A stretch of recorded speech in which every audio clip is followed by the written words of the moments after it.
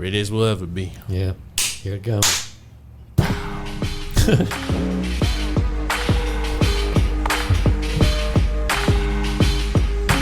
It's Too T3rpd.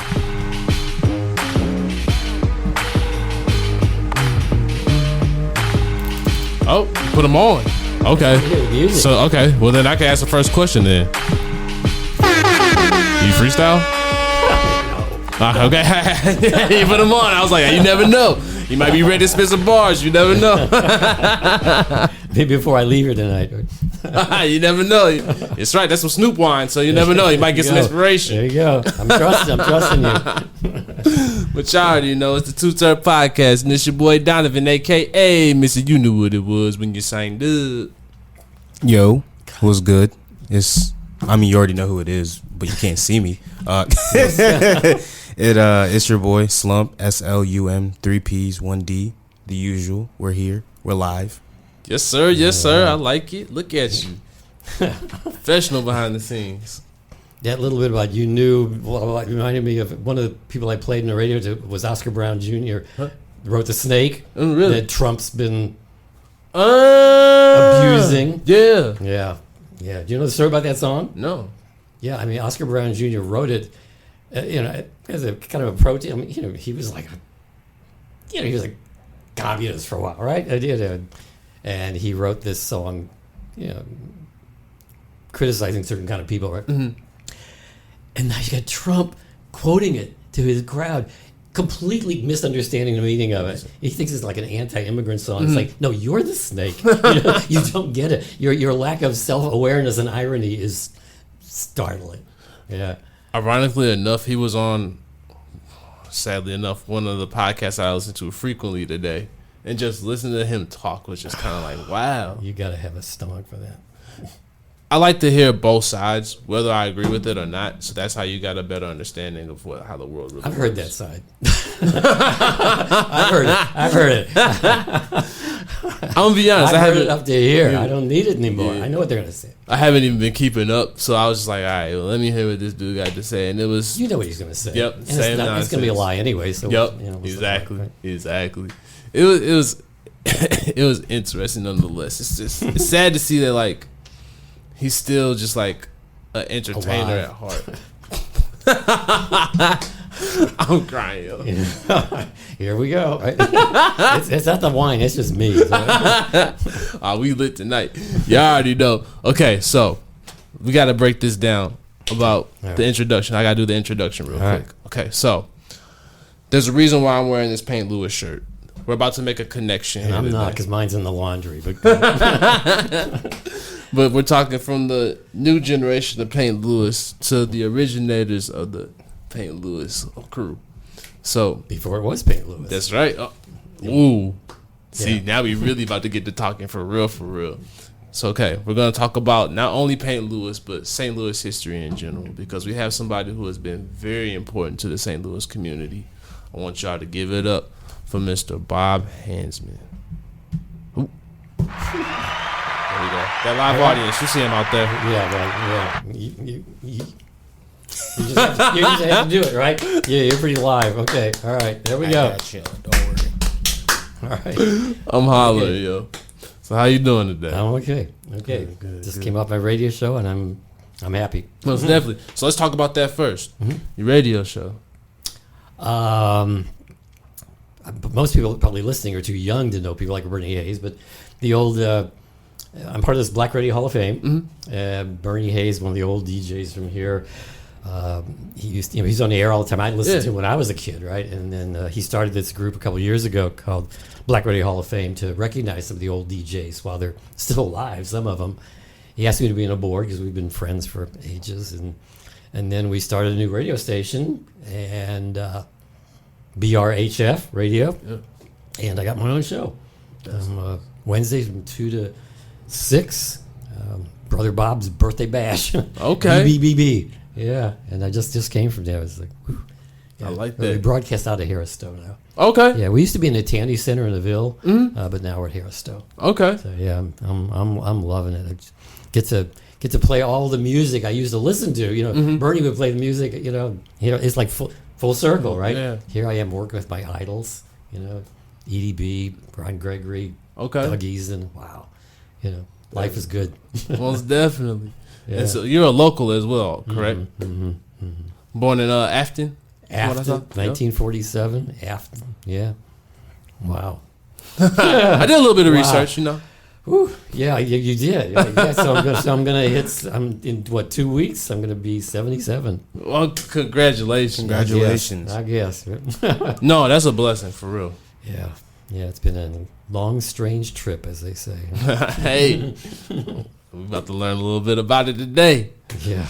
I love this. Okay, so let's start into the early origins, because almost like you do so much. It's almost like, where do we really even start with your story, to be honest? I don't know. I mean, if you want to do the Paint Lewis story, I feel like that'll Peabody story. What are you going to do? Which came first? Did the Peabody story come first, or did Paint Lewis come first? So kind of like, I like doing timelines. Yeah, actually, what got Paint you even? Lewis came first.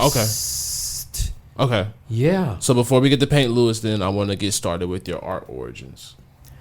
Okay. Yeah. So,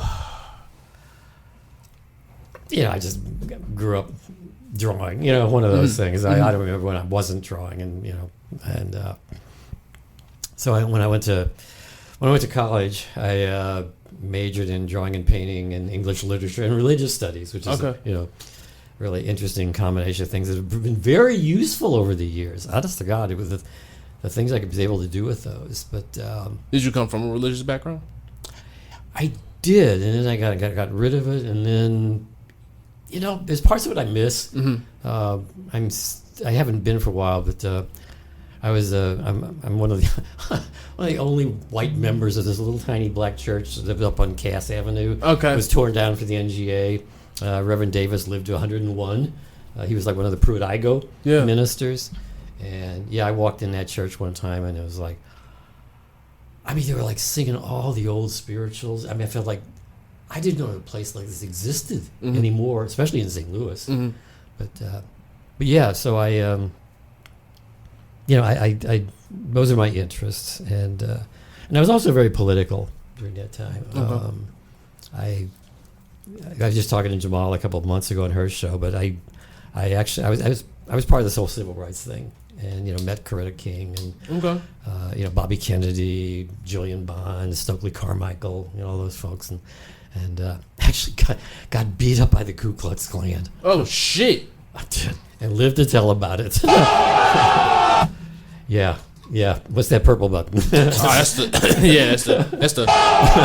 Oh, you can't hear it. That's right. Yeah. It's like yeah. Okay, but yeah. They took me out good. I actually I pressed charges against them. This was like 1970 or so. Really? And I pressed charges. The guy, the head of the Klan was named Ralph Freed, which was really ironic, right? You weren't trying to free no damn body. That's wild. And so in the day because I remember my lawyer telling me, said, we can arrest the head of the Klan, but we can't guarantee your safety. Right. I said, arrest him. And that night, my lawyer's office was bombed. Damn. Yeah. Yeah. It was serious, and those are really formative experiences. Back then,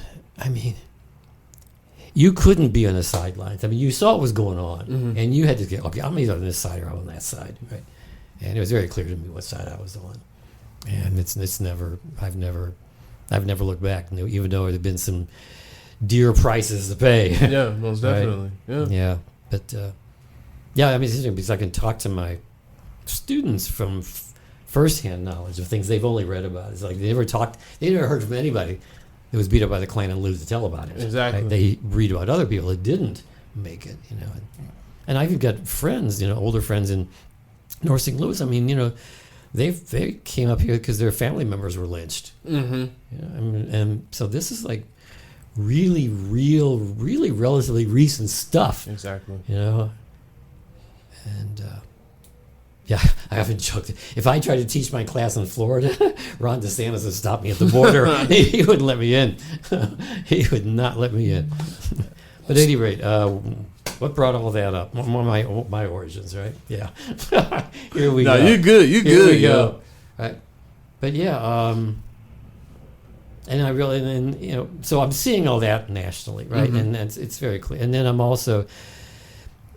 growing up in Afton, and you know, years later I would adopt a black son, right? But you know, Javon and I've joked over the years. Like when I was a kid, I saw black folks on TV, Yeah. and Javon saw white folks on TV. Mm-hmm. It was like that, and but then when I sort of made my way to the north side, Mm-hmm. Yeah. it just it's like, okay, this sealed the deal. I'm committed to this. I'm never, you know, I'm not going to do like most of my friends did and do it for a minute and then, you know.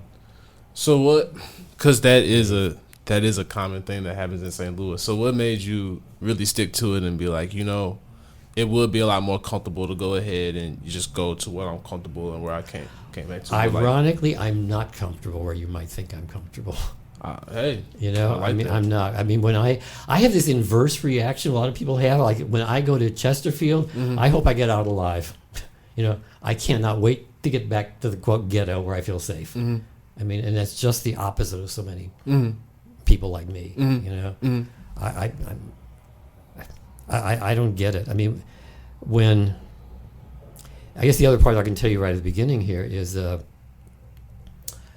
you know, the Peabody part, right? Even though it kind of came a couple years after I started, you know, working with Paint Lewis or doing Paint Lewis, I went down to teach a program in Clinton Peabody. Darce Webby, the high rise, was still up at the time across the street. It was going to be a summer art program, like '94, Mm-hmm. for kids living in public housing. Mm-hmm. And actually, the first kid I met was kind of the head of the Bloods, Cheeto.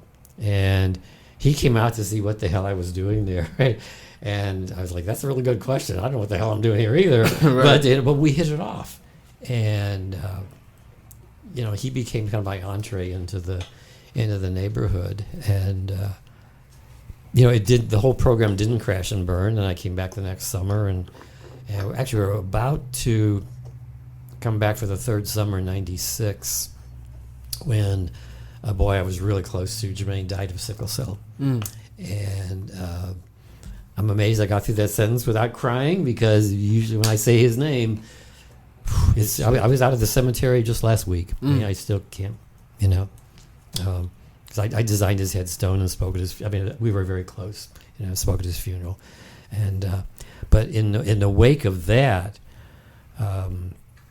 Tito's younger brother, Javon, who was very close to Jermaine and was lost without him, he called me one Friday night late and asked if he could come out. I didn't know him that well because he was kind of a quiet kid, but he told me later, he said, you know, because he loved Jermaine. I mean, he just looked up to Jermaine as the family he wished he had, right? And because he came from a family of drug dealers and murderers, right? Gotcha. And Jermaine was a stable place. And without Jermaine, he didn't know what to do. So, but he called me one night because he's, you know, he basically said, you know, Jermaine and Bob were really close. I really loved Jermaine. Jermaine and Bob loved each other. I'll call Bob, you know, and that's how it started. He came, I went and got him, and he spent the night and then spent the rest of the weekend. And you know, Monday rolls around and it's like, well, Javon, what are we doing here? You know, I got to go to work. And he asked if he could stay, and I let him. And after a couple of weeks, I said, well, you know, looks like you're going to be here a while. Do you want your own room? Yeah. You know, and it kind of went like that. And after a couple of years, we just started behaving more like father and son. And, and he just walked in one day and asked if I ever thought of adopting him, and bingo. Now we're a family, and you know, he just got married last week, and you know, I mean, we're yeah.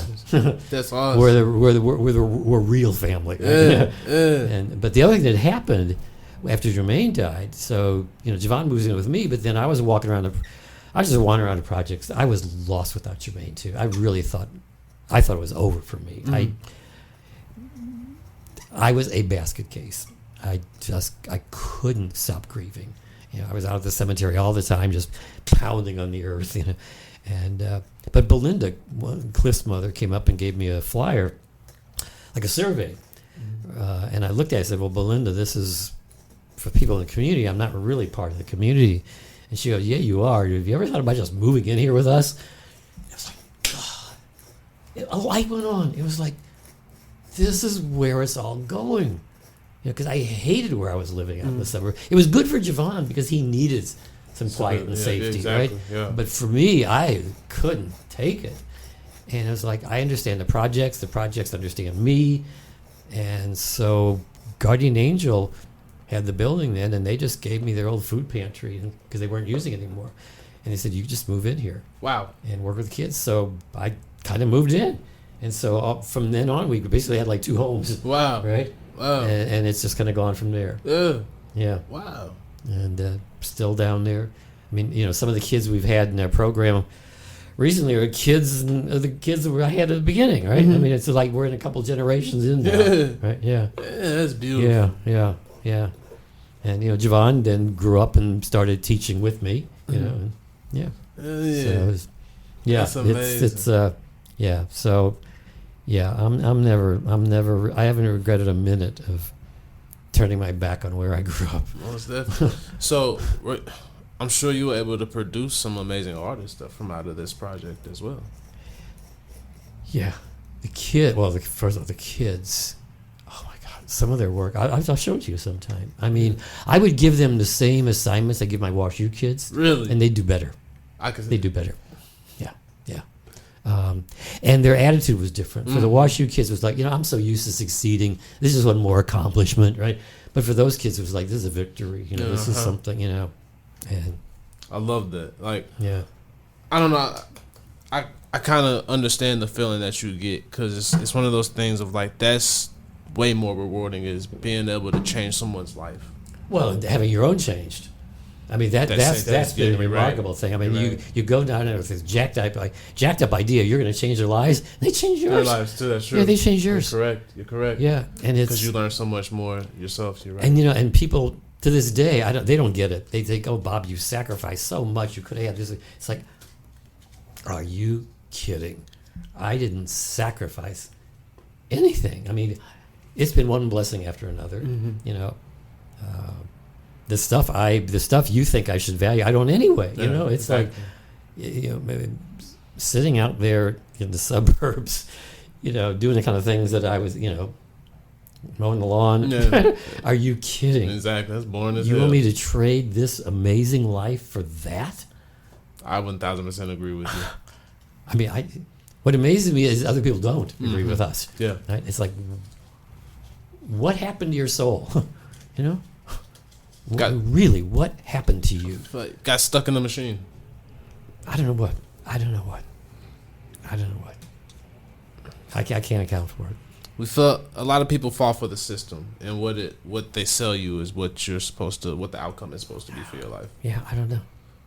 Yeah. I feel like it's a lot of the things that people have given up, or a lot of people didn't. Most people don't even have the access or the privilege to dream. Yeah, I know. And the ones who do take it for granted. They do. They take it for granted. That's something Javon told me one time. It was a Thanksgiving, and we were just talking about stuff. And he said, I am thankful for all the things I didn't have growing up because I will never take them for granted. Exactly. Exactly. Yeah, I just. But yeah, I mean, the other thing I hear all the time is, you've given up so much, you've done so much. It's like, I feel like what we're doing should be ordinary. I mean, that really, the standard. This is just, yeah. I mean, if it's just jacked up that what we're doing seems extraordinary because it just seems like, well, isn't that what we're here to do on this earth? And you're not doing it. That's a fact. Yeah, you're not doing it, and so maybe it looks like some of us are doing a lot, but if everybody did a little bit, it wouldn't even be. It would not just be the general standard. It would just be It would just be the air we breathe. You're 1,000% correct. Yeah, 1,000% correct. Okay, I feel like this is a great way to transition into Payne Lewis now because we started talking about the art. Okay. So, what got you because you even said it was called something different even before Paint Lewis. So go ahead and start giving us this history lesson. Okay, so I'm trying to put all the pieces together myself, right? Because there's all these starting points that kind of converge, right? But so even before I went down to the projects, I was working with kids in my back porch doing like art. I was living just south of McCreetown when McCreetown was still there, right? And that's what led to the offer. But I also, as people learned what I was doing, now and then there'd be a teacher, somebody would recommend somebody to me that they thought might be interested in doing some art. And one of the kids was also interested in graffiti, Frank. And then around the same time, because this really had multiple starting points, around the same time, somebody had introduced me to Chris Bettison, Casper. And through Casper, then I met Jonah, who's Stun, and Pete, who's Way at the time, and a couple others. It was basically then Stun, Casper, Way, and me were, literally one night, this would have been around, this had to have been around 96 or so, maybe, 5 or 6. And it was right about the time I was starting Peabody. And we were sitting around Chris's apartment, Casper's apartment, and they were just kind of talking. We'd go, they go paint. They tried to teach me, didn't work, right? I need my paint and brushes. They got their spray cans, right? But and I would often take pictures of them while putting up their work and stuff. And we just really just hung out together a lot, and we were talking about how pretty much all the underpasses, everything were done, and sitting around Chris' apartment, and I forget I don't know if it was Chris or who it was, but said, what if we did the flood wall? And it's like, that's a crazy idea. Yeah. How can they, we're not going to get away with that. And Harmon was the mayor then, and I think Casper talked to him and somehow convinced him this was a good idea. Yeah. Right?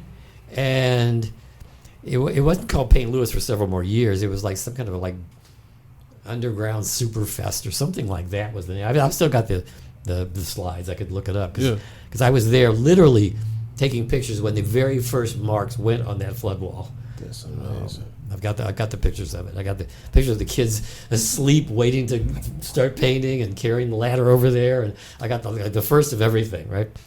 And how old were you around this time? How old was I? Yeah. So if it's like around 96 or 47, I must have been like almost 50. That's wow. That's amazing, yo. Yeah, I must have been almost 50. That's crazy. Yeah. Wow. Yeah. That's wild. Yeah. Yeah, it would have to be. Yeah, because I'm going to be 77. It's been like we had our 25th anniversary. So yeah. Wow.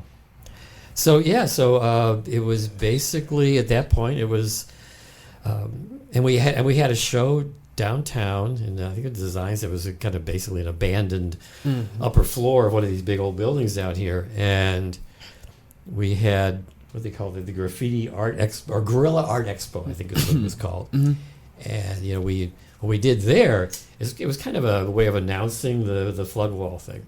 And so we had a lot of flats set up, brought up, and for several nights before the opening, because it was going to be like an actual opening, right?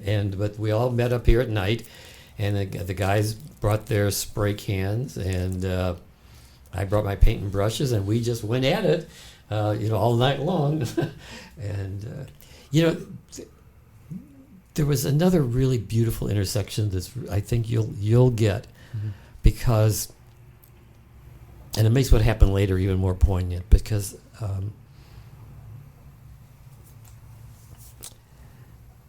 the graph writers knew that I had just lost Jermaine.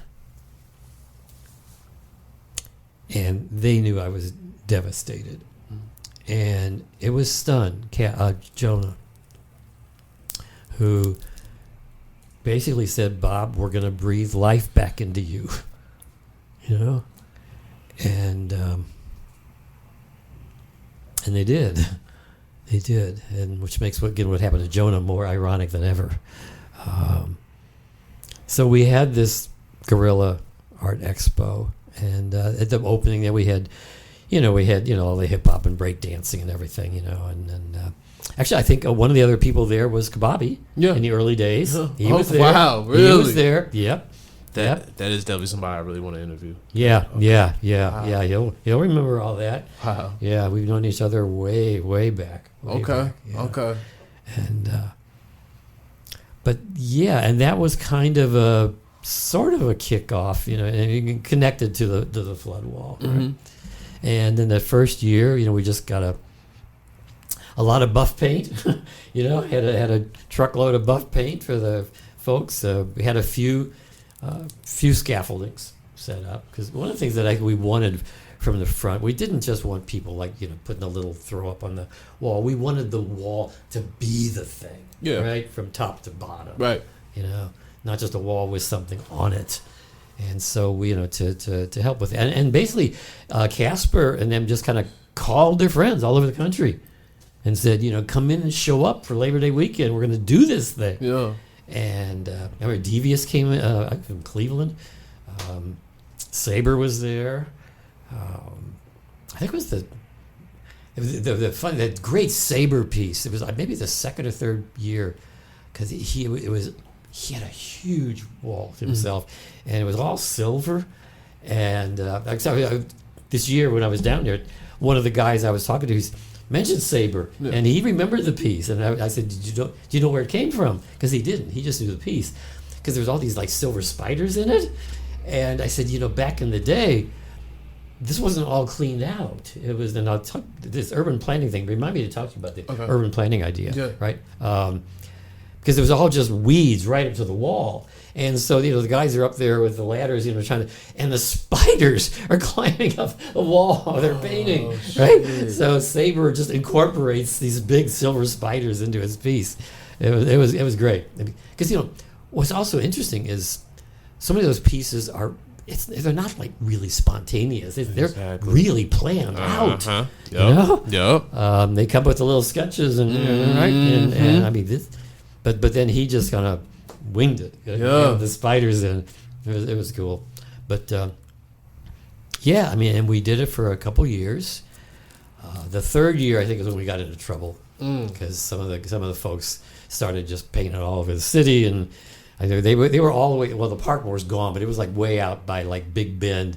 Really, they were in the bathroom, graffitiing the bathroom at this restaurant. Okay, that's when we started. That was going ham. People complaining about this year's shit. Okay, I know. Well, and I tell you, my feeling is a lot of that. It's not the writers that are here to do the work. It's these little clowns that are on the coattails. Yep. And think this is a chance to act out, and sadly though the public and the press associates it with the Paint Lewis and the writers that are here to do work. Exactly.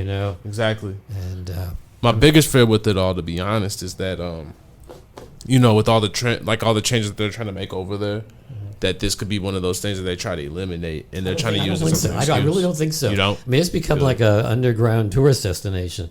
I mean, it's like one of the world's longest flood wall. Well, then this year it was the longest all women flood wall, the yellow wall. Yeah. Right. I mean, it's in the Guinness Book of Records. Yeah. They're not gonna do it. And the other that urban planning thing. This is fascinating because when we started that. I mean, it was the wall, all that area, that literally where you dump the bodies. I mean, literally. Oh, yeah. And once we started going down there and using it, and even though it's only legal to paint over the weekend, people are not painting all the time. Exactly. I mean, for a while they were actually arresting people for doing graffiti on the graffiti wall, right? If it wasn't. And actually, the first year we actually ran into some problems with some religious fundamentalists. Really? Yes. They thought the whole thing was satanic. And I was down there the day after, and I was taking pictures, and this truck pulled up, and this elderly white couple was in the truck, and I'm taking pictures, and the gal, she was the passenger, she said, like, what are you doing? And I was like, well, I'm taking pictures, right? And she starts going, Satini, Satini, Satini, is like chanting. I was like, what are you talking about? And I realized she's saying satanic. She thought the whole thing was satanic. There was one of these pieces that she said, oh, that's the evil eye and all this kind of stuff. And I'm going, wow. But I came back the next day, and these religious folks had vandalized the graffiti wall. That's crazy. They'd come in with buckets of paint and just like all over the wall. All over the wall. I got pictures of that too. Right? See, I was waiting for the right moment to interject, and I think I found the right moment. Yeah. I'm not going to lie to you. They definitely were looking for a reason to be bothered. Like, oh, yeah. They knew about the wall. Yeah. They went there for this expressed purpose. Of course. They probably never been down there before. And it's just like, it didn't interfere with your life before this, and you introduce it into your life. Yep. It's like... Yeah, and so now they're the vandals. Yeah, how ironic is that, right? And it's like... What are you trying to accomplish here with those actions? I know, but the other thing, the positive part of all this was, so once it started being an occupied area rather than a dead one, you started seeing people, jog by just to look at the work, or some of the nice pieces. People started having wedding photos taken down there. And I've got pictures of all of these, right? And even some of the senior citizen homes, they started bringing van loads of people down there to see the flood wall. Oh, yeah. It was, and kids were coming, it was like family. It was like bringing all these people together that had never interacted with each other. Oh, yeah. I took my family down there and did family portraits. Yeah, there you go, right? Yeah. There you go. And so at some point, a couple years in, we started saying, we got to consider making like a little pocket park out of that little right there at the end of Shoto, right? The top of the wall. Because it wasn't like it. What you see now wasn't there. It was just crap, right? Just crap. And, at the time, the idea seemed, again, like everything else, far-fetched, right? But by God, over the years, that thing became a kind of a legitimate enough place that next thing you know, the trail's coming through, right? There's a little pocket park there. It's part of this, I often tell in my architecture and urban planning studios, I said, this is an interesting moment where graffiti writers were actually inadvertent urban planners. What they did changed the nature of that place, and now it's a public place. It's got the park there. It's landscaped. The trail goes right through there, and the greenway.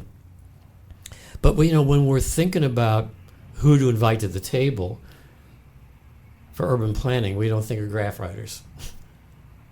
But, you really should. You really should. I mean, they know the architect better than anybody. They didn't scale so many walls and all these things. I never thought about it like that. You bring up an amazing point. Yeah, I mean, it's the people we invite to the table tells a lot about our priorities and what we, Because if it hadn't been for the graph writers, I don't think that whole thing would be there. Yeah. You're right. Oh, we got 3 minutes? Okay. So normally we take a smoke break. Take a little intermission. Trying to fill up my wine glass. Hey, I like that. Okay. I'm trying to think of anything we should talk about before we really take this break and get more in depth.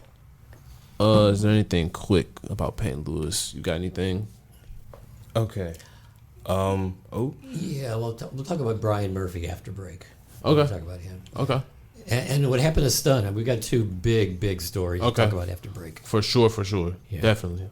Okay. So I guess my question specifically about Payne Lewis would be, from when you saw it when it started to what it is now, right? At what point did it start to look like, when did Payne Lewis resemble what it looks like now, like from the start? When did you notice a shift or a change? When it came back after it got canceled, like in the fourth year in. Okay. And we had to kind of prove ourselves. That's when we actually got a board of directors. I mean, we really made it official, right? And we started, working with the city to get permits and, post bond and everything we needed to do, and at that point we were starting to get some corporate sponsorship as well. Okay. It wasn't a lot at the beginning, but we still had like events at some of the clubs after sundown, so to speak. Right? Yeah. So we were doing that almost right from the start. Okay.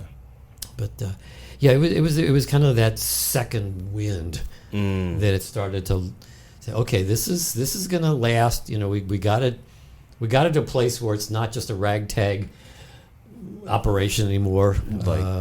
It's the irony it's was always legit. we had to like the irony is trying to like get something like graffiti organized, right? But that's why it has lasted.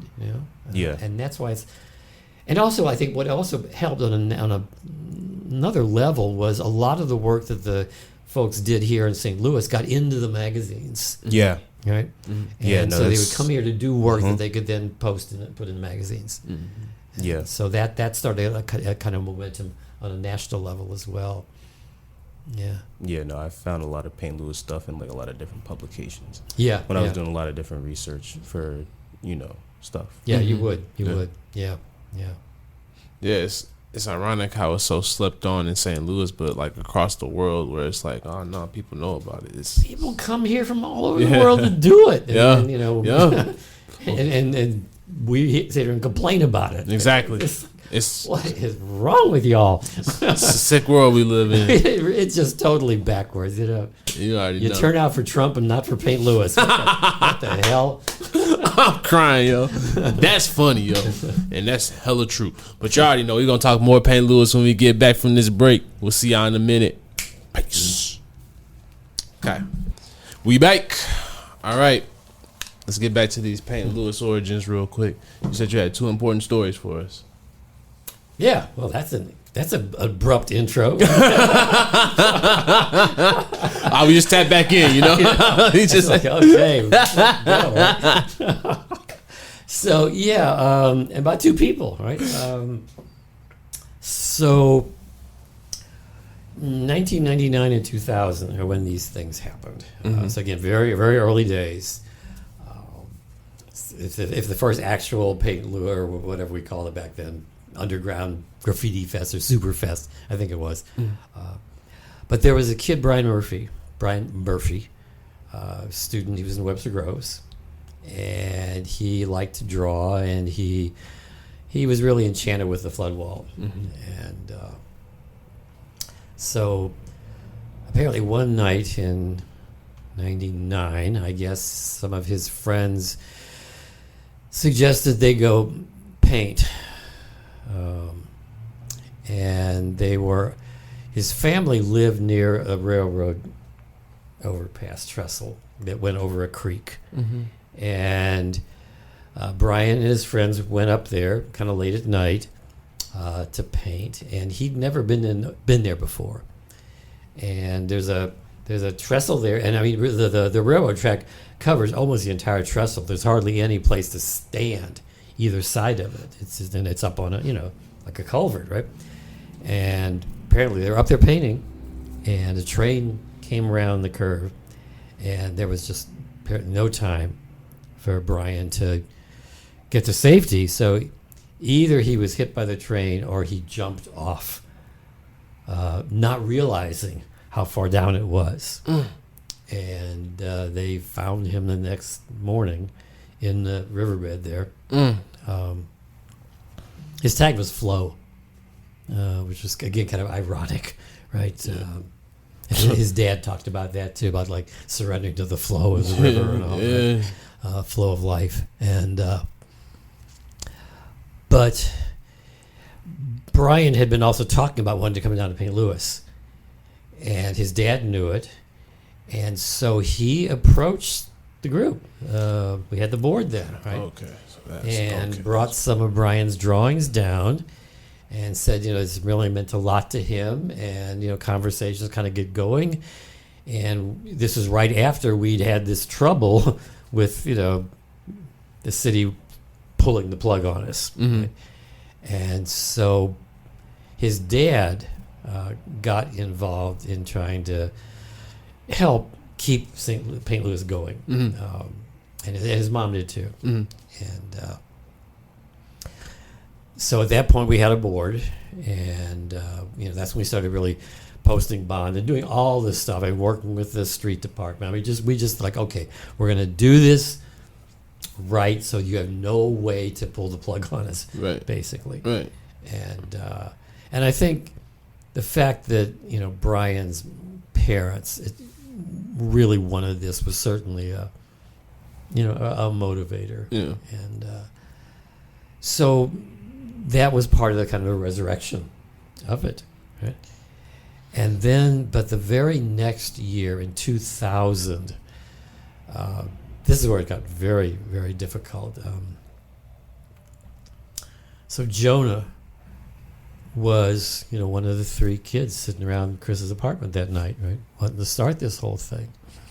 And Stun was his tag, and he had created a tag for me, Tempo. He'd actually done the whole thing for me, right? He actually tried to help me learn how to paint, but I couldn't keep from dripping. Right? But Tempo was my tag, right, that Jonah gave me. And Jesus, some of these things are hard to talk about. But I was actually, this picture I've got of this one of the Jonah. I was down there at the wall. This was probably June or July, right before before it was going to happen, right? And I was taking Can I pictures see that of picture? it. Yeah. Can I see that picture? Yeah, I just want to separate those out so we can Oh yeah, sure. have those. Sure, absolutely. And I'll send you digital. Yeah, but I just want to keep track of those. yeah. So I was down there, and he was painting, and I was photographing, obviously. And he said, "Oh, there's these writers coming in from out of town." I think it was Wednesday, and I said, "I really want you to meet them, right?" And I said, "Cool, just give me a call, right, when they get here." And Wednesday came, and I never heard from him. And Thursday came, and I never heard from him.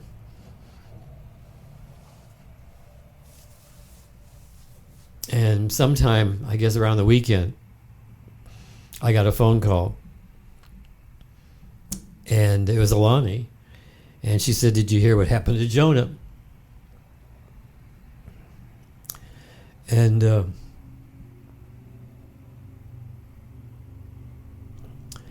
he and his friend Jesus had been coming home. And they'd pulled into the alley behind the place, and with those little detached garages in the back, right? And there was this pickup truck with these couple white guys in it and their girlfriends, just drinking and clowning. And when Jonah and Jesus asked him, could you just kind of move your car up so we can get in our garage? Well, instead, these guys got out with apparently metal rods and bats and pulled the two of them out of the car and beat the hell out of them. A neighbor saw what happened and called, but it was almost too late for Jonah. They hit him in the head so many times that he was in a coma, and he was up at St. Mary's Hospital, and he was in one of those, those beds with the mesh around him in case you start thrashing and they want you to throw yourself out on the ground. And so I would go up there and see him. There was so much swelling of his brain.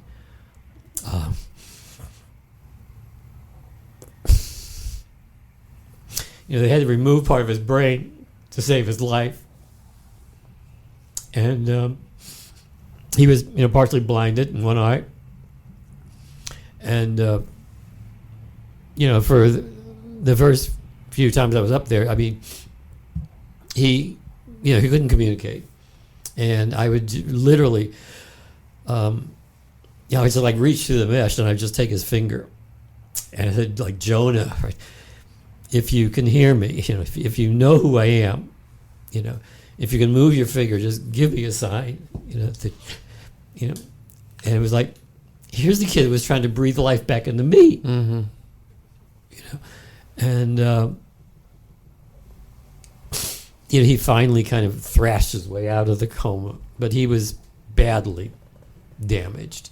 The the two guys that did this, brothers, they were arrested, and they got some kind of like 120-day shock treatment. Like, don't do this again, right?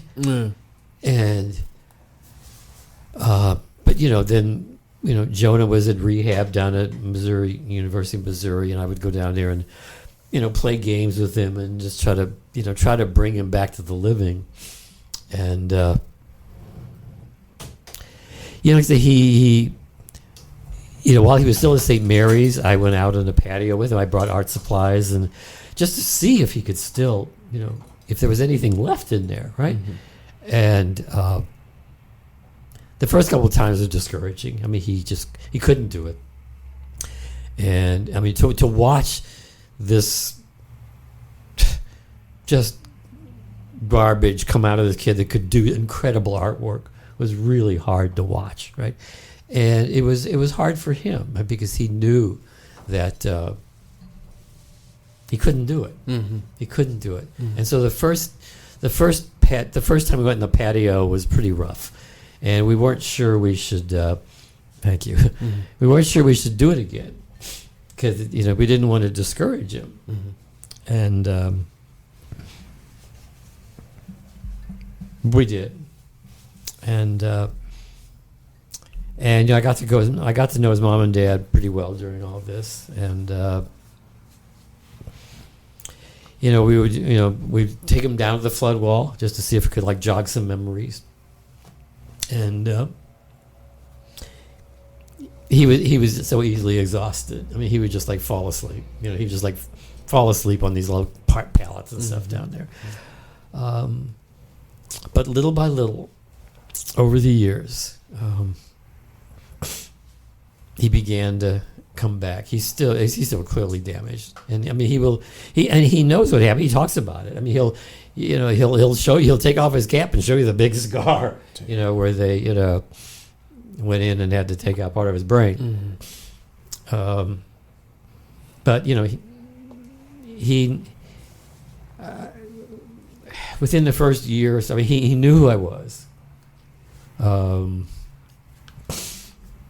And you have to take what you can get, mm-hmm. with something like that. Mm-hmm. And but he does still try to come in every year and paint.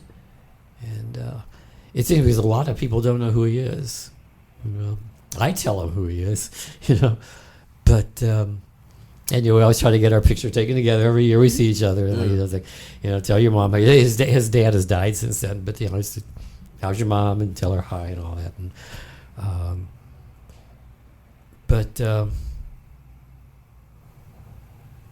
yeah, I mean, if you stop and talk to him, he'll tell you, I helped start St. Louis, right? And those like Pete and I mean, we know who he is. Yeah. Yeah. Right? But it's funny now because he'll be down there, I'll be down there. They don't know who we are. Yeah. He's just another guy painting, and I'm just this old guy walking by. And it's like, I'm the reason you're here. We're the reason you're here. Yeah. But yeah. That's one of the things I do love about the wall. Actually, the more that we're starting to talk about this now, and now we can really bridge the gap a little bit. Mm-hmm. The more that I've only been to the wall for about 3 years now, and you asked me earlier. You've seen 3 good years. Yeah. You asked me earlier how I got into it. I can go ahead and explain that story now. Yeah. Go ahead and shout out to my former co-host Lila. Her husband actually, he's a graffiti artist himself, mm-hmm. and he actually knows Rat Fag and a couple of other guys, mm-hmm. and so I was introduced to the graffiti through them, and so my first time really experienced it was through Paint Louis. They told me to come down there, check out Paint Louis, and really understand what graffiti is really about. Yeah. And so they really got to introduce me to some of the artists that didn't just come from the gallery scene, but really came from the graffiti scene. Well, I'm going to butt in for a second here, because mm-hmm. we talked about this earlier. But mm-hmm. I have said very publicly, mm-hmm. and in that documentary that I'll show you, that I think the graph writers have done more for the St. Louis art scene than the galleries have. Exactly, that's a fact. That is a fact. Yeah, I would have never known about Paint Louis if it hadn't been for the actual graffiti artists that were actually out here just doing it on the streets and whatnot. Yeah. That's how I found out about all of this. Yeah. Shout out to the homie so-and-so. Mm-hmm. That's when I really started getting invested into it, because him, the homie Big John. You already know the Midwest Avengers crew, part of the crew. They did a fundraiser for Jonah. Yep, exactly. Yeah. Also part of the coordination team of Payne Lewis as well. So it's great to like really be immersed into all of this and really learning like not only just the history of St. Louis, but learning graffiti and the art of it all and the history of it all and the true meaning behind it. Not just what you see on Labor Day weekend, but all of what encompassed it. Like we were talking about earlier, like a lot of this is hieroglyphics for a lot of people that don't really know. Right. There's a lot of stories being told. There's a lot of things being told on these walls. Yeah, you're going to kick out of the video because Alani uses the word hieroglyphics to describe it. Yeah. Yeah, I really do feel that way about graffiti. When you really find out its true history and its meaning, like the words that you see, a lot of people think it's just scribble scrabble. It's like you don't even know how to read it. Yeah. Once you find out how it's read. But I know. Yeah. Well, it's funny you say that because it reminds me of the old. There was a wonderful old like neon rose posters from back in the 60s in San Francisco, like Victor Moscoso, one great poster artist back in the day, with like the Fillmore and all those places. But he said what he did was everything he learned in art school, he turned it on his head. So he said, they tell you it has to be immediately readable, right? And so he said, I'm going to make it as hard to read as possible, right? He said, and never use these colors because they vibrate. He said, I'm going to use those colors because they vibrate. Yeah, right? It's But check his work out. Okay, too. for sure. Killer. Okay. Yeah. I love to see. Okay, so give us some of your favorite graffiti artists that have come and gone over the years. Oh my God, there's a lot of them I don't know. I mean, some of the crews I've kind of forgotten their names, but Devious was a guy I really, really liked a lot early on. He hasn't, as far as I know, he hasn't been here the last few years. Okay. But he did some of those beautiful work in the early years. Saber, I don't know if he's still around. There's a kid George. I'm trying to remember because there were two guys that had used the same tag. What was it? This goes way back. I mean, but this kid George, I loved his work. I love Jonah's work, but at this point, I know a lot of them just kind of from talking to him over the years, but I couldn't probably tell you the crew names or anything like that. Just forgotten. Yeah. One name that struck me that you said was Kababi. I did not know he had been in the graffiti scene for that long. Yeah, he was part of that our Guerrilla Art Expo the very first year, which would have been 97, I think. So what's it been like to see his progression? Oh, it's just delightful, right? I mean, and the kind of person he is, what a sweet guy. The father series. And, I mean, he's. Oh boy, I'm going to say some stuff I probably shouldn't say. He's one of the artists I'm so happy to see get recognized. Did the children's book, and I mean, what a sweet man. What I like about him is, besides his work being sweet, he's a very humble guy. There's other artists in town who can't wait to proclaim that they're artists, and their work is crap. Oh, yeah, you're right. You're right. It's like you ought to be doing better work, not just claiming to be an artist. That's right. And then some of them are doing it very publicly, and frankly, they're getting a lot of attention, a lot of a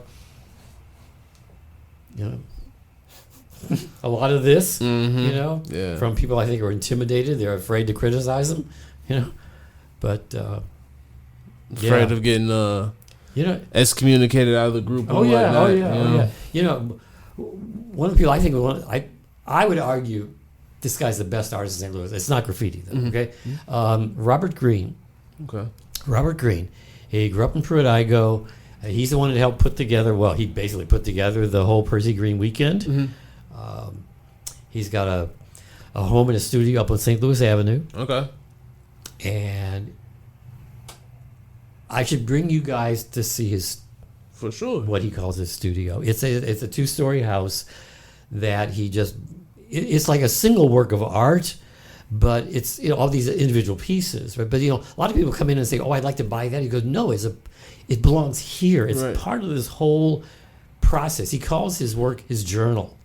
You know, he pretty much refuses to call himself an artist, which is like, God, how refreshing is that? It's like you're the best artist in St. Louis, and you refuse to use the word. You know, it's like, wow. But yeah, he's Robert Greene. He deals a lot with sort of racial trauma, right? Personal trauma as well as racial trauma. And I mean, his work is just, you know, I'm going to take my students up there next week to see him. I mean, every class I have, I say, you're going to go see Robert's studio, right? And he'll talk to him. And but yeah, in fact, there's one piece in an upstairs room. It takes up the whole room. I mean, it is so powerful. I've had students say, I can't even go in there. Wow. It's just like, I can't do it. It's too, wow. Yeah. Um, I'll take you guys up there. Please do. Yeah, let us know when. Yeah. Yeah. But I mean, what a refreshing thing it is to have him be the best artist and not even use the word. We had other people literally engraving their names. Yeah. Yeah. That's amazing. Yo. Yeah. I love that. But, Okay, so now that you brought up your students, let's talk about you teaching, because I feel like that is a very important thing that I really want to discuss. well, I think it grew out of, you know, I mean, for like, you know, ever since like around 1990, I mean, I've had one foot in the projects and one foot in WashU. Right? Yo, that's a bar. Yeah. That's a bar. Yeah. And, you know, I know a lot of people that are like comfortable in one but not the other, but, you know, I've lived in, you know, I can do both. Yeah. And, you know, my son's in a project, right? And you don't put a family together like ours without, you know. But yeah, I kind of joke. I'm in the architecture school. I'm not an architect, but I build bridges, right? And I bring. I like that. Yeah. Yo, you sure you're not a rapper? You got some bars over here, yo. Well, work on me. Maybe we do some ghost writing. You know, we might be able to figure something out. There we go. Right, yeah, I'd be happy. You know, another late in life career. Right? But yeah, so actually, the dean of students, Jim McLeod, who was just this wonderful, wonderful man. He and I banged into each other on campus. We were just walking across campus, and Jim and I banged into each other, start talking, and he goes, "Hey, Bob, I hear you're taking our WashU kids down to the projects." I thought, oh God, he's gonna yell at me, right? He said, "This is fabulous." Yeah. Right? This is the kind of guy Jim was, right? He said, "This is fabulous." He said, "Is there any way we could turn this into a course where the kids don't have to try to squeeze it in their spare time, you know?" And you know, making it a course might compromise some things, but still, it's like they could sign up to do this and really be committed to it, right? Wow. And I said, well, okay. And that's where my community building course came from. And initially, you know, in a way, initially, and a lot of things I've done is I try to explain my life and my son's life to ourselves and to other people. Right? Like, why are there the projects? You know, why did I grow up where I did, the way I did? Why did I know the people I knew, didn't know the people I didn't know? You know, why did Jovan grow up where he did? Why did my WashU kids and my kids in Peabody have such different pasts and presence and probable futures still? Right? And so in a way, this course is to try to come to grips with this myself. And as you learn, you know, and I learned the role that people like my own family played in it. Right. You know, I mean, things like the Great Migration, the GI Bill. I mean, these are ideas, but they hit the ground in real people's lives, you know? And, you know, my grandparents and parents, you know, were part of that, you know? My grandparents were immigrants. My parents, you know, my dad got a GI Bill, right?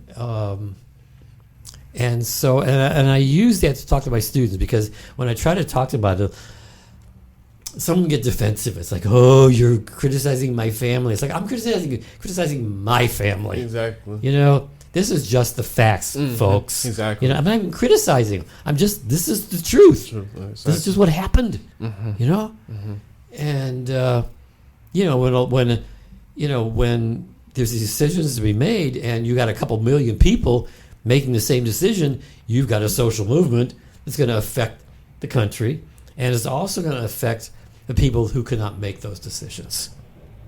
You know, and so the course is a hard-hitting course. I mean, you don't sign up for my course because you want a sugar-coated version of anything. It's blunt, and but luckily the word is out, and the kids who sign up for it want that, because they haven't gotten it, you know. And it's amazing. There are some young folks that really do want to hear the truth. Oh yeah. Right? And some of them are white. If you don't mind me spilling a little bit about that research that I did, I actually stumbled upon where they do like the whole rating of your course.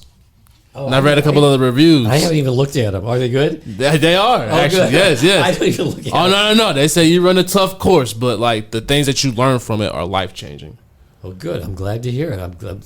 Thank you for doing the research on me. Come on now. Because I don't research myself. I just do it and hope for the best, right? No, you're a popular man now. I'm not changing it. You got a little bit of info out there. All right. You've done quite a few things out here. You won a couple of awards out here. Yeah, a bunch of awards. It's amazing. I think the one that meant most to me a couple of years ago, Dred and Harriet Scott's great-great-granddaughter, Lynn Jackson. I got an inaugural Dred Scott Freedom Award from her. Really? Wow. Yeah. Wow. I'm gonna. That's going in the casket. Oh yeah. I like that. Yeah. Of all the awards we've gotten, that's the one. Yeah. That's the one. I mean, having anything with my name and Dred Scott's on it. That's major. That is monumental. Yeah. Yeah. Yeah.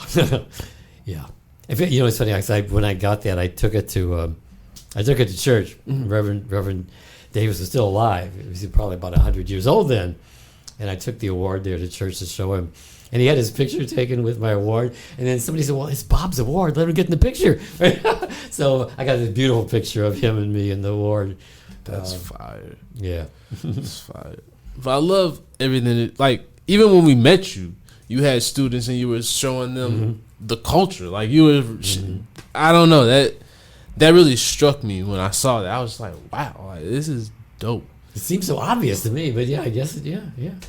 I guess, yeah. But it's really, apparently it's not. Yeah. It's not. Because I don't try to do anything that's different. I just do what I think seems the right thing to do, and it turns out to be different. And most people don't try to do the right thing. Yeah. Well, I also gave the Martin Luther King talk a few years ago, 2010. Really? I should send that to you. Yes. It was fire.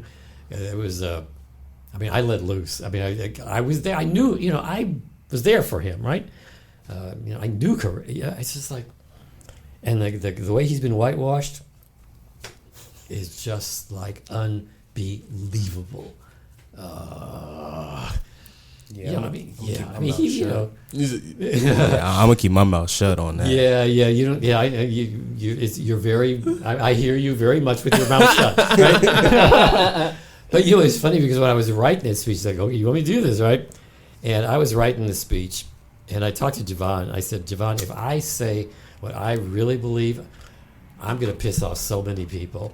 I said, I'm thinking about cutting out about half of this. He said, Pops, you could cut out half of it and still piss people off. Yeah. Just say what you really think. You might as well just go ahead. Yeah, say it with your chest. Yeah. So but the year I gave it, Martin Luther King was right the week before the semester started. So I said, okay, I'll give it to an empty auditorium, right? Like Graham Chapel. And so I thought, okay, because I'm gonna go off, right? And so I got there that night, and I'm sitting in front, just waiting. And I'm saying, okay, nobody's going to show up. Nobody's going to show up, right? And then, the ceremony started. And actually, the chancellor was right behind me. And Percy Green and Jamala were there. Really? Right behind me. Yeah. They were there for it, right? And when it started, the young woman got up, Mr. Ceremony, right? She looked and goes, wow. Oh, crap. People showed up, right? And it was my turn to come up. She announced me. I go up there. I was freaked out. They like broke fire code. I mean, it was like they completely filled the basement, the bottom. They completely filled the balcony. All the aisles were filled. The stairs going up to the balcony were filled. They even opened the doors so people outside could try to hear in. Really? I mean, I guess they knew I was going to shoot my mouth off, right? And they showed up. So it was like, and I'm there going, okay, it's too late to rewrite it. I gotta deliver what I wrote. So here I go. But I had put a couple like little lines in the beginning to kind of gauge how I was doing, right? And I got to one of them, and I started getting some amens from the black folks. Yeah. That's how you knew you was cooking. I'm gonna be okay. I'm gonna be okay. You said I'm cooking. Yeah, I don't care what anybody else thinks. And so I just ripped. My dog was looking like me at open mics. I ripped. You got jokes. And when it was all, I mean, I just went through it, right? I was in the zone. Right? Yeah. And when it was all over, I just said, like, thank you. And, like, I stepped back. It was absolute silence for a minute. And all of a sudden, it was like Grandchild was on a spring. It was like everybody jumped up all at once, right? And I was there screaming and hollering and hugging each other. And it was like pandemonium. It was like blessed pandemonium, right? And it just went on for minute after minute. And then Giovanna brought some of the City Faces kids. So they come up to give me a hug. Because Percy leaned across the aisle to Giovanna and said, go up and give your dad a hug. He needs it, right? And the kids came up. And, well, that just set everybody off again. I mean, it was like 5 minutes of this. And, and afterwards, then we won the Rosa Parks Award that night. Damn. Yeah. And it was but yeah, that speech is still online. I mean, you can read the transcript. They taped it, but they lost the tape. Okay. But you can read it, and I can send it to you. But I got some really interesting reactions to that. And one of them, I think, one of the more interesting ones, one I was embarrassed to talk about, but one was guys probably about your age came up to me after I said, they said, if I had said what you just said, I would just be dismissed as an angry black man. Mm-hmm. Yep. But you were able to use your complexion to get that stuff across. Yeah, yeah. And I value that. That's to me. That's what's most important. When I mean, if we're just gonna keep it real, I feel like when a lot of white people come into black spaces and whatnot, I feel like don't just do it just to have a personal gain. Like there really needs to be something that actually comes out of it, not just for yourself. But not for yourself. This isn't about your own personal transformation. This is about justice for other people. Exactly. Right? Yeah. I feel like a lot of people fail to do that, but Well, the line in the speech that really apparently jumped out to a lot of people. Like Giovanni even put on a T-shirt for me, which is weird wearing a T-shirt with your own quote on it. But it was, if I can get my own quote right, it was basically kind of like, here's a test, right? Word washy, right? It says, if you couldn't speak, and if you couldn't tell people what your values are, could they tell what they are by just your actions? Yeah. I mean, King talked about this. I mean, when push comes to shove, after we got rid of the bulldogs and the whips and the ropes, most white people went off and looked like they lived like Klansmen. Yeah. They had more in common with the Klan than they did with black folks. So they just stuck together. Yeah. And so that's what I was saying. My whole speech was like that. Yeah. Wow. Yeah, I know. I was sweating bullets the whole time. It's like, okay, there goes my job. Shit. That's at least your worries is your job. Shit. I know. Because he even talked about that. People are afraid to lose their jobs, so they don't speak up. Well, Yeah, I mean, what's more important? And again, I like to interject when I feel like I got something to actually add in. But getting back to your point where you said that you were able to use your complexion to better get across a message to a wider range of people. I think that's definitely something that isn't really common. And that's a way of thinking. That's a selfless way of thinking. To understand, to recognize and understand. Okay, I exist in a place of privilege. How can I use that to make the playing field fair and equitable? Here's another story that you'll really like because it also involves Percy. So when I went down to Peabody's, I started seeing things, right? Police abuse that, again, folks like me don't usually see, right? But I saw it, and so I decided I was going to testify to the Board of Aldermen about it. And they had a hearing, and I was about the sixth person to testify, and almost everybody before me was a young black man. Mm-hmm. And they got up and said, like, basically what I'm going to say, right? And you could see the Board of Aldermen kind of go, oh, God, nobody ever admits what they're really doing, right? And I was sitting next to Percy, right? And I said, Percy, should I play the race card? And he said, play every goddamn card you got.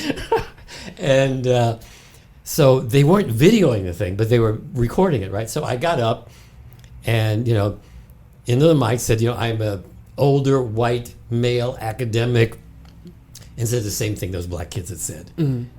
And it's funny because for a minute you could see some of the aldermen go, oh, well, if he says it, right? Mm-hmm. But then there was this other thing that almost like, well, he drank the Kool-Aid. Yeah, that's and they true. were able to dismiss it. Yeah. Mm-hmm. Yeah, I mean, there's ways around everything. That's a fact. Unfortunately, that is a fact. Yeah. But we keep trying, right? No, you can never give up. I'm 77 and still going, right? Hell yeah. I have no intention. I think I'm getting worse as the years go by. Hey, that's how I it's think supposed it's to better, go. right? Yeah, that's how it's supposed to go. Yeah. I mean, not to try to like reach for something, but to bring it back to art, that I feel like that's something that I don't want to say that we don't necessarily see now, right? But of course, everything's highly, polarized and politicized and everything like that. And of course, about political cartoons, and that was one way to convey a type of message or disdain for the system or whatever the case may be. But St. Louis, I feel like after seeing the flood wall and seeing how the graffiti there, that's a whole different art form that speaks to different types of things. And so it's like, I guess the question I want to ask you is, do you feel like maybe graffiti as it is now could be the next form? I mean, it always has been like a form of speaking out against injustice and stuff like that, right? But like, do you see that as an art form that might be coming to the forefront to maybe overtake a political cartoon or something that'll speak loud? Yeah. Well, yes and no. Okay. I mean, because obviously to some extent the graffiti is place specific and you have to kind of be there, right? The cartoons can go anywhere, right? But yeah. But yeah, but also a part of what you're saying is what I think is interesting is a lot of times people go down there to see the amazing art, but then tucked in are all these, really interesting messages that they're going to confront you. And I like that. I like that a lot. I just think we listen to all the wrong people. I agree. We listen to people that do not deserve to be listened to. They're just idiots. I 1,000% agree. They're evil and they're idiots. And I don't know. I hope that maybe by using the attractiveness of some of the murals, some of the messages can then get through. It's kind of like using my melanin, right, to get messages across. Gotcha. You find something that attracts people, and then you You know, Yeah. you deliver the message. Yeah. Right? Yeah. That's a fact. Okay, so I hate to do this, but we got to wrap up because the camera's getting ready to go out. We are literally 2%. Okay, so Wow. Let me- We're not even near 2%. I ourselves, know, I'm I at know. 98 still. you definitely got to come back. All right. Yeah, and with that artist that you said that has the property here, we can do like Oh, that's you something should- that we should contact him to do on set. Yeah. Oh, Yeah, you I agree. should Yeah, do, Robert. I agree. Yes. Yeah, so trust me, that's Yeah. we're gonna talk about Yeah. that. Okay. Yeah. I 1,000% agree. So, okay, let them know where they can find you at, if you even want to be found. Yeah, I mean, you can just Google Bob and Javon Hansman, and it'll all this stuff comes up that we didn't post. I don't know who posted it. We're all over the place. No, Right? that's a fact. Gotcha. Email. Should I just give email? Yeah, if you like. It's just all lowercase. It's Hansman, Hansman at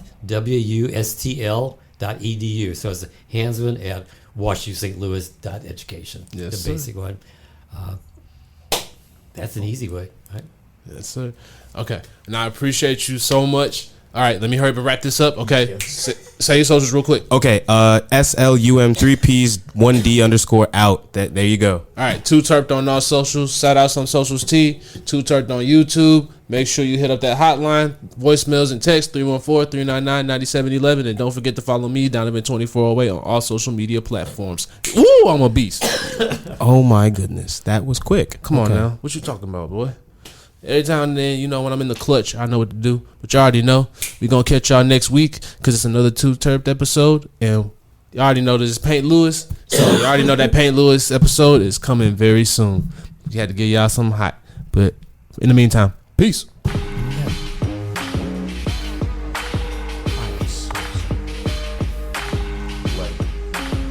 Ah, it's good. It don't matter. It went out. Well, luckily, it was literally showing me an empty battery. Ah, okay, we good then. Yeah. Yeah, we good. I was just losing my voice at the end there anyway, so this is good. All right.